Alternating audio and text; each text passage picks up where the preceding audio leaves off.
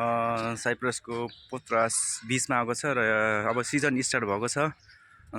बिस्तारै बिस्तारै यहाँ पर्यटनहरूको क्राउड बढ्दै गएको छ होइन। त्यही भएर मैले एउटा सानो भिडियो लिएर आएको छु। मेरो च्यानलहरूलाई लाइक सब्सक्राइब गरेको छैन भनेदेखि सब्सक्राइब फलो गरिदिनु होला प्लिज होइन। Let's start. यो हो साइप्रसको नियर पारालिमी पोत्रास बिच हो होइन। अब चाहिँ यहाँ मेनली उस भइसकेको छ, सिजन स्टार्ट भएछ। यहाँ चाहिँ यो सबै गेस्टहरूको लागि हो होइन, टुरिस्टहरूको लागि।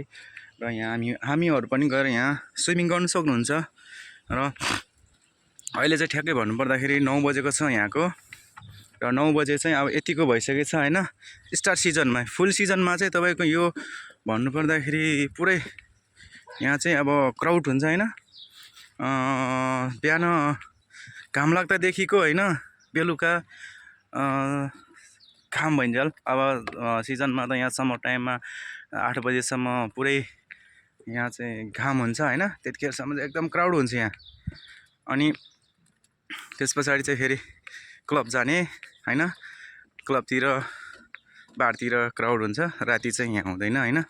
अनि त्यही हो, विदेश मतलब यहाँ साइप्रसमा आउनुहुने साथीहरू कसैको छुट्टी छ भनेदेखि यतातिर टक्क भिजिट गर्नु होला।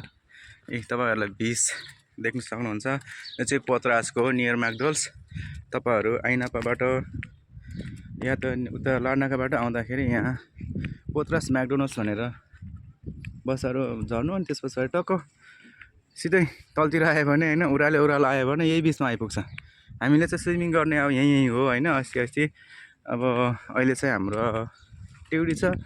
मेरो चाहिँ अब एकछिनपछि ड्युटी जानु पऱ्यो, त्यही भएर हल्का टाइम मिलाएर आएको थियो साथीहरू। त्यही हो